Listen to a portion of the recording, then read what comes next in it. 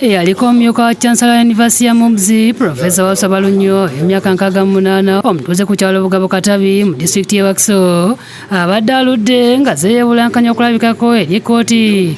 Okutuusa olunaku olwaleero lwalabiseeko eri kkooti ozisa emisango gy'abalyake n'abakenuzi ewandegeya mu maaso g'omulamuzi Rachel Nakyaze n'amusomera emisango egy'okwesa obubi woofiisi mu kiseera bwe yaweereza mu kifo ekyo. Okusinziira ku ludda oluwaabi, Professor Balunyo yagabira abantu emirimu nga tebalina buyigirize bumala, wabula ng'emisango gino agyegaanye. Professor Balunyo aguddwako emisango 3 nga kigambibwa nti wakati w'omwezi gw'okubiri n'ogwokusatu mu mwaka gwa 2023 ng'akola ng'akulira Makerere University Business School ng'akozesa obuyinza bwe yalina mu ofiisi eyo yawa abantu 3 emirimu ng'akimanyi bulungi nti baali tebalina buyigirize bumala ku bifo ebyali bibaweereddwa. Abaviiriddeko Professor Balunyo akabasa kusimbibwa mu kkooti kuliko James Arike, Nathan Wagira ne Nimrod Kakai, wabula nga bino byonna Professor abyegaanye. Oludda oluwaabi nga lukulembeddemu omuwaabi wa gavumenti Immaculate Ogotuk ne Caroline Nabasa bategeeza kkooti ng'okunoonyeza ku musango guno bwe kuwedde ne basaba obudde beetegeke basobole okuwa obujulizi mu musango guno. Investigations into this matter are complete.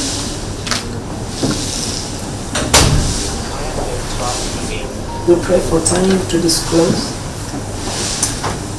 and make other necessary applications before this honorable court. Professor Balunyo nga yitamba n'amateeka be abakulembeddwamu Asumani Matovu basabye kkooti omuntu waabwe yeeyimirirwe era ne baleeta abantu bana okumweyimirira okubadde Muhammad Ngoma akulira ettendekero lya Kampala International University, Sudi Nangoli akulira okuddukanya emirimu mu Uganda Printing and Publishing Company, Ali Balunyo mutabani we era nga yakulira obwakitunzi mu kampuni ya Airtel, ne Zao Jandifuna ngono mwannyina Balunyo nga yakulira amasomero ga Mbogo. Oludda oluwaabi luwakanyiza okusaba kw'okweyimirira kwa Professor Balunyo nga bagamba nti omuwawaabirwa alina omusango omulala ogulina okumuggulwako ku mpaaba ya kkooti endala. Your Honor, we have instructions to apply for bail for the accused person. If it may please this honorable court, we pray that court adopts. Omusango omulala ogumuguddwako kigambibwa nti mu mwaka gwa 2020 ne 2023 nga yakulira ettendekero eryo nga talina buyinza bumala yawa abantu 103 emirimu ate nga kino kyali kikolebwa akakiiko akagaba emirimu.